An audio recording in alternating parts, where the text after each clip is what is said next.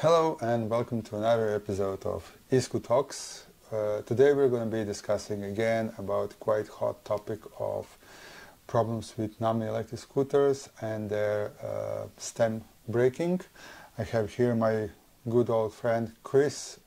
We know each other for quite a while. We're both passionate about electric scooters, but Chris is working in one a little bit different field, so I just want to kind of discuss that with him because he's maybe a little bit more experienced with different metals and how they're actually used in another industry. But I don't want to talk too much about you. I'm going to let you introduce yourself.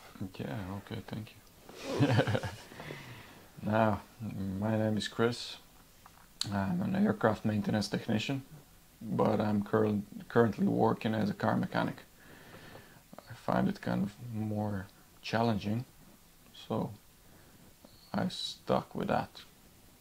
Basically, I'm modifying everything, like from airsoft guns to electric scooters to cars to whatever comes into my hands, and so tune it up, tweak it up. And we started first talking about electric scooters like what, 5 years ago, and immediately we started talking about modifying them and customizing, and well, you were actually more interested in making custom scooters. I was more interested in like, let's make our own scooter with a touch of course, customizations and modifications and everything, but like, yeah, okay, we both like to think out of the box. We both like to be creative and everything, So yeah, okay, already, like I was telling you about Nami Problems, like when I was doing the video last time, it was, I think, almost like 2 months ago. This is the third time that we are recording actually this video. Third time lucky, hopefully. I made sure that mics and everything is connected, so hopefully we won't have too much of a problems. We had 4 cases then, now we have, I think, 8 cases, but there are also some problems with some other Nami scooters. You've seen already majority of pictures. You saw how they're actually braking, and we had a bit of a discussion, so like, I don't know, you can maybe share some of your opinion. Whatever it is, one of them had a bearings change, so we saw a few bits and bobs which were supposed to be sorted, like you're supposed to provide people with torque settings for torquing up those bearings when you're doing that. I don't know, what did they torque that to? Then the bearings had rust in them, like maybe not even changed. Like mostly all of them, you can see the rust inside the collet of a bearing, like the part where the bearing should spin. So that's really poor now. But what we are trying to talk is about the breaking point. Like, it's aluminum. It's not really the hardest metal to do the stem, let's be honest. Isn't it? Everybody else is doing that from steel. Yeah, even that it is 75 aluminum, and it's aircraft grade aluminum and everything. I was actually like, I'm not an expert, okay? I'm just going to share some info that I actually managed to find online. That, like, aircraft aluminum, like, it's used in aircraft industry. One of the reasons is because the aluminum is actually at the lower temperatures gets stronger, where steel is actually getting weaker in some way, and also, of course, aluminum is lighter. Yeah, basically lighter.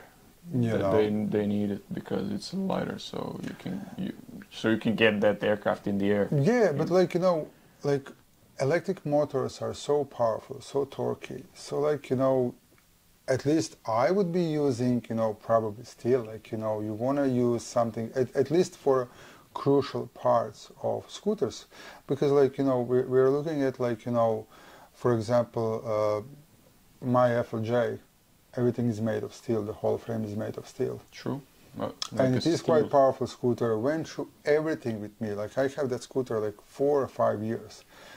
The front fork broke, okay, but nothing else ever broke on it.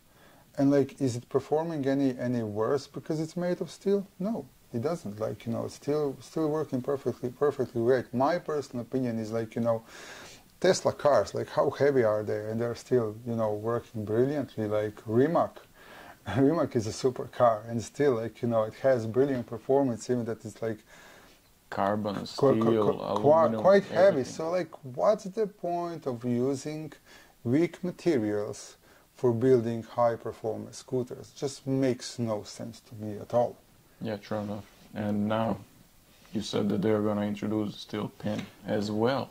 Yeah, so now they're doing that stem cone from steel, but everything else is aluminum. And to me, again, like, so you have, vibrations that are first point of impact for with vibrations is actually a wheel. So there is a breaking point in between wheel and the frame. So you changed one part of that.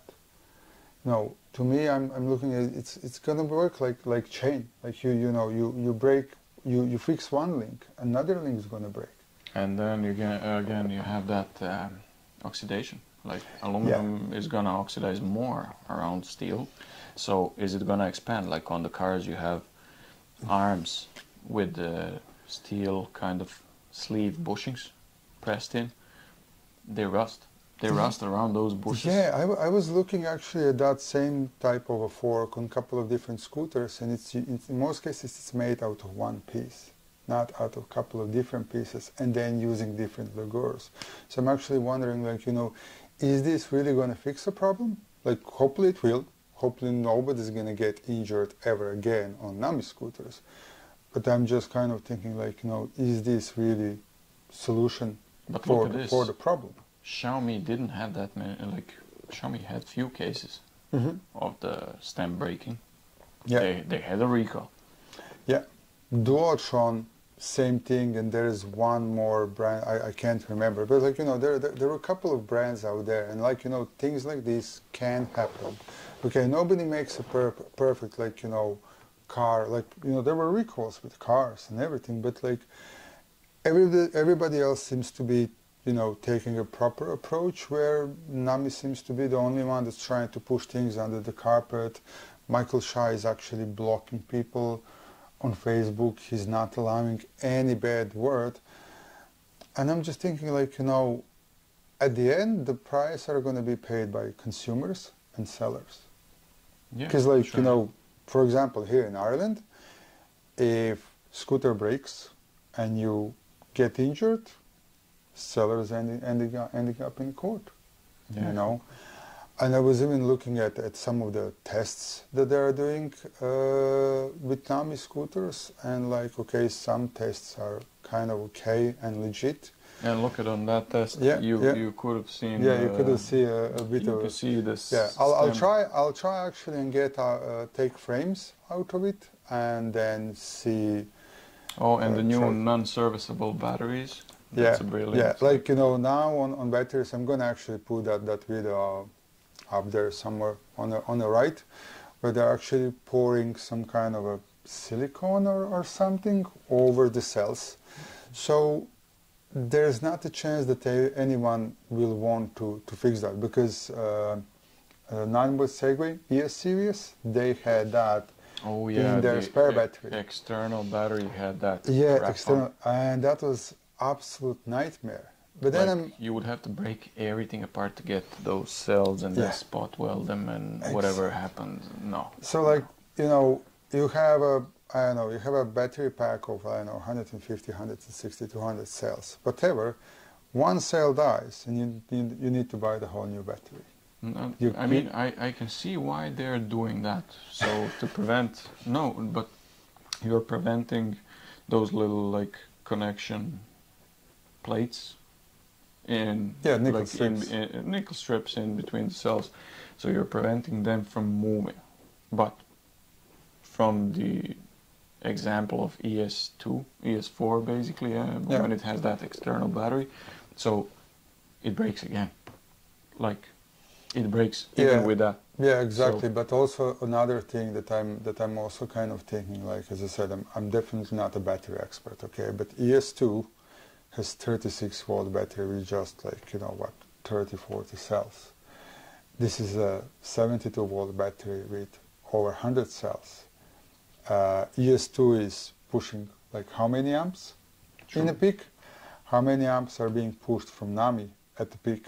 You know what I'm aiming for? heating a battery, True. where it's so much like, you know, there's no space or air for battery to cool. So like, Look, I'm just kind of thinking like, you know, I might be wrong. when I'm designing a battery, let's say what did I do to my one? So I've put cells which can actually give what 40, 45 amps, and I'm only gonna use 20 amps out of that. Yeah. Why? So I don't get heat. I don't get like So you're not trouble. maxing out the battery. Yeah, So exactly. it's not gonna run on 100%. Well, you know, that's, and as I said, on top of that, you know, you won't be able to get that battery fixed because most of people won't touch it. So your only option is basically to buy a new battery, of course, directly from Nami, from Michael Shah. And as far as I heard, he's selling those batteries for like $2,000. But on the other side, you have one faulty cell, and okay, like, you know, depending on how old is the battery, like, you know, it can maybe happen that battery is maybe just a couple of months old, and in that case you can technically just replace that cell. You don't need to replace all cells. If the battery pack is 2 years old, then yeah, of course, after 2 years, like, you know, you're going to swap the whole battery pack. But I'm talking in a situation where only one cell came out, you know, faulty from the mass production, because, you know, everything that's mass produced, you get faulty things, and you're throwing away the whole battery. Okay, how much waste is that? That's not needed at all. True. You know, so that's another thing. Then we saw those tests where they were actually testing the strength of the whole fork. You can't extract any data from those tests. From that test, like they're pushing it even the wrong direction. I think was it or something.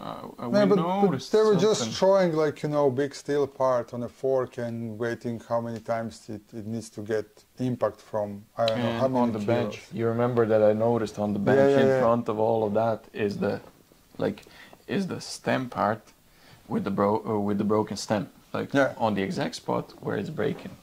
Yeah, but like, and okay, so like there are a couple of really nice YouTube channels that I follow, and two of them are like really interesting to me is Project Farm, the guy that's testing tools, and Hydraulic Press channel. Both of them have better testings than Nami, and those are like, you know, amateur channels. Like, they're not professionals. And, you know, Nami is supposed to have all the high-tech engineers and this and that, and like they're selling super expensive scooters, and by my opinion they have a really bad quality control, because all the things that they're outsourcing, they are not checking them properly. Yeah, true. Like when you look at their frame, they're doing it in-house. Yeah, that's amazing. Like that frame on that Nami, that's made amazing. Yeah, but they, like, another thing there, I would say in one way that they over-engineer the frame, because you never saw a scooter braking at the frame. They're braking everywhere else, except the frame. So they did brilliant thing that's anyways not braking at all, instead of maybe focusing more on some other things. Because as I said, like, you know, that's a weak spot on lots of scooters, and it is the spot that's braking, because like you have a high torque scooter that has crazy insane amount of power.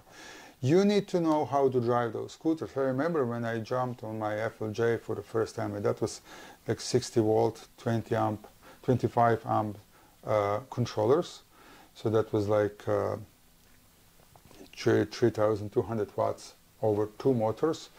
And I remember I stepped, that was the first time I stepped on anything except Xiaomi. And I hit the throttle and I had the feeling like it literally wants to run away from me. So like someone who doesn't know, okay, he's not going to prepare on that scooter, hit the throttle, amount of force that's going on that small piece there is insane. Yeah.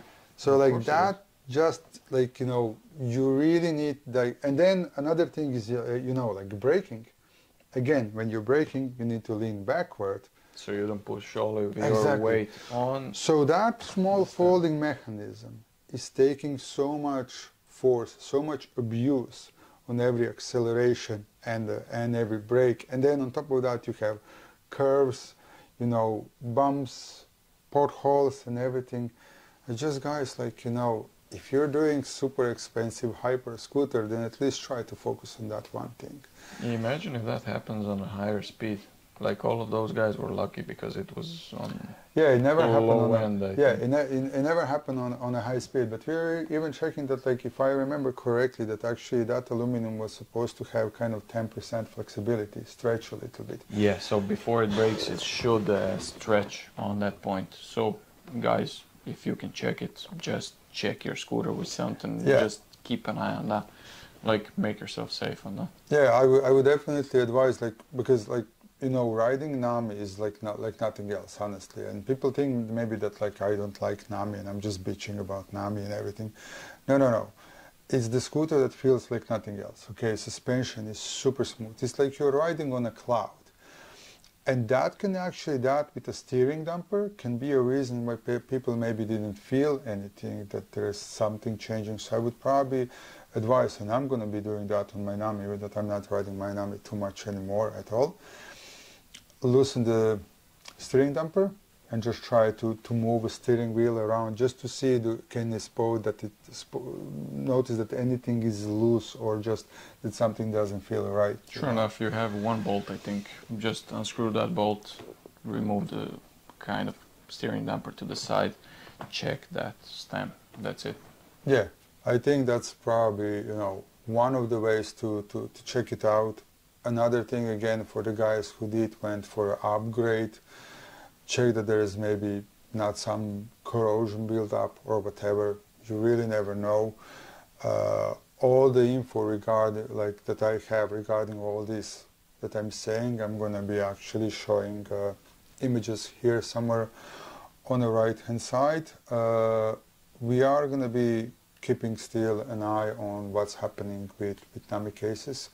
Hopefully this is going to be our last video, or maybe maximum one more video where I'll be able actually to record a video and say, well, you know, Nami finally did same approach as everybody else. They did official recall. They're not offering an upgrade to replace the faulty part. They're not trying to sell that upgrade or charge you replacement part or replacement service or anything like that. I hope that honestly none of the sellers won't end up in court being sued or anything like that, because that can actually quite easily happen if someone buys a new scooter and that scooter snaps, you end up in a crash or whatever. You know where things go. I also hope that honestly torque values are going to be available out there, like you're working as a car mechanic, you have Autodata or how it's called? Yeah, I have Autodata, then there's a few other programs as well, Mitchell On Demand. And for every single... Like Haynes Pro, you have loads of stuff available and you have the torque settings in there. And you have a torque settings for every single screw, bolt, nut on a car. Because everything has a torque value that needs to be tightened at. So basically, if you're providing that stem, like the steel one, maybe provide the torque values, please. I also hope that there's going to be some regulations coming in place where, you know, really bad scooters are going to be taken off-road, and I honestly hope that sellers are going to also refuse to sell those scooters that can be potentially dangerous. One thing that's actually kind of in one way a bit disturbing to me is actually, like, you know, that majority of people are actually not talking about this. I'll be honest, so there's me and there's actually one more guy that are making videos about this. And that's one reason why actually I decided, you know what, I don't want to go down that road that I need to be dependent on, you know, sponsorships and things like that. And I think actually eScoot YouTube channel will never have a monetization turned on. We're actually going to have a Buy Me a Coffee, and all of you who like this content, there's going to be a link in the description. We have just one tier now, basic supporter for €1 a month, just to show us support, and that's it. We might actually bring some other tiers. I'm actually thinking about some other options to offer to you and to also help us The idea is actually for this YouTube channel never to be profitable, so everything that YouTube channel actually gets through support, it would either be invested into giveaways, rewards, or upgrading equipment. So yeah, if you like this, you know, buy us a coffee. And or share, subscribe, and yeah, subscribes, of course, are also really important. You know, actually YouTube changed some algorithm lately, so now subscriptions and all that are not even that much important. They are important if you're looking for a sponsorship, because you can say, oh, I have 4 million subscribers, so give me a free scooter, you know. But actually, I don't want to be in a situation where I need to be careful what I'm saying. Like, okay, if some manufacturer wants to sell me, or some seller wants to sell me a scooter for me to do a review, I will do it as long as I can do it absolutely honest.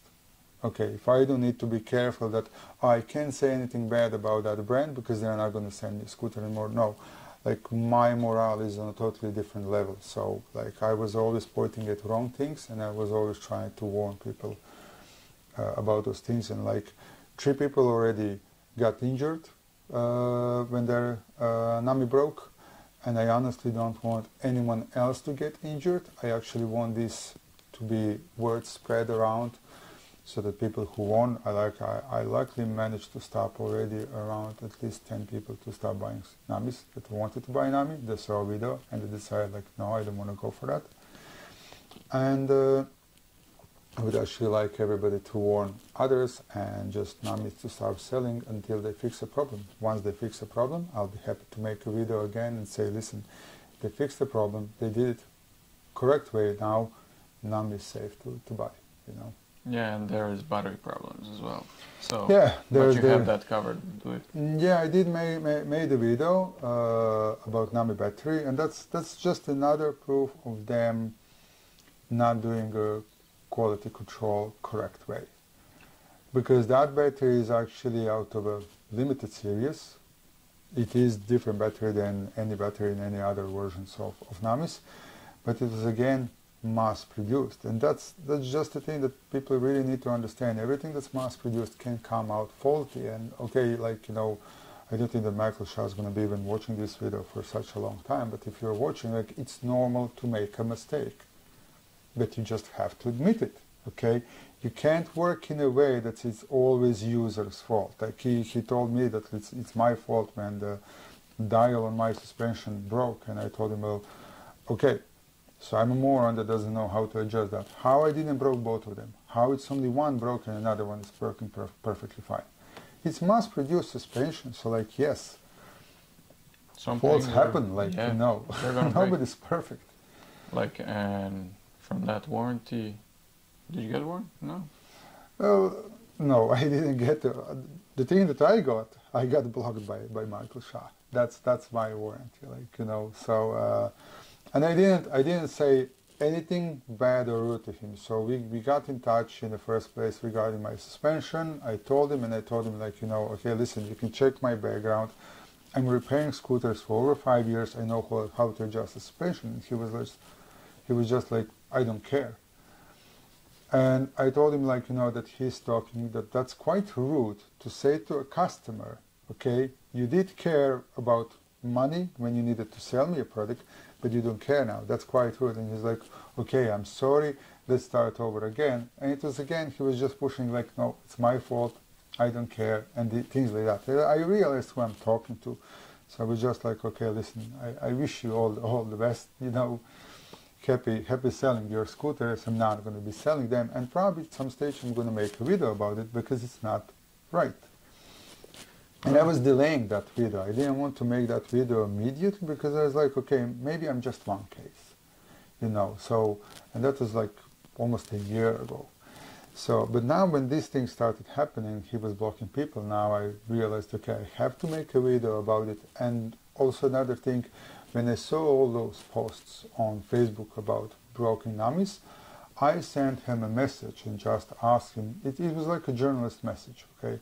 Just like, you know, okay, I'm pretty sure you're aware of what's happening with Nami scooters. How is Nami planning to fix that? Like, are you going to be replacing them all? Are you going to do official recall or whatever? He saw a message, he never replied to that message. And then like a week later, he posted about his Nami Klima, and I just, instead of liking it on Facebook, I just react with like, haha. It was like almost a midnight. That same second, I got blocked. That same second. Nothing, just blocked, goodbye. Forget about it. Yeah, one way of doing it, but Yeah, it's wrong approach. Like I would never let him to be my brand manager or whatever. But I also wanted to say, and I am gonna put a link in the description. Nami is actually Michael Shai's co-founder. Well, he's probably a founder, okay, but there is another co-founder, French guy, and Nami is apparently company registered in France. It's apparently French company, even that it's made in China. As I said, I'm going to put link and all the info that I can get, I'm going to put in the description down below. So like with Michael Shah in China, there's nothing you can do. Even if you would go to China, there's nothing you can do. You're a foreigner in China, you have no rights there. You can never get the citizenship, and even if you would end up in court there, you lose, Chinese person is going to win. That's just the way things work in China.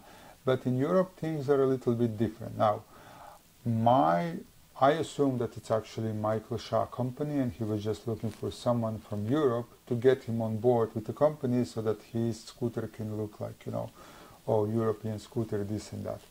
But it's not. Anyway, so all the info I'm going to put in the comments down below. As I said, like I really like a scooter. If there's going to be more problems, I'll continue making videos like this. If they change approach and start fixing problems in the way that they're supposed to fix and the way their customers deserve to be treated, I'll be more than happy to post a video about that and say that, well, finally things went right way, and I can honestly recommend Nami as a scooter. At the moment, I really can't recommend Nami to anyone, and I would advise everyone just to sorry for the moment, run away from Nami until they sort a problem. maybe sort out the customer service by like your example. Yeah, sort the customer service proper way, or if there is going to be some third-party companies that are going to be maybe making that properly, like the whole fork replacement, Sure. properly made. That's maybe some other option, but still, even in that case, Michael Shah really doesn't deserve to get any cash from people who then need to invest money into making that scooter working properly. But we'll see. Hopefully, upgraded part won't be snapping. Hopefully, nobody's gonna get injured anymore. Yeah. So, Till the next time. yeah. Till the next time, guys. Stay safe out there, respect other road users, and if you still haven't subscribed, please subscribe. Thanks.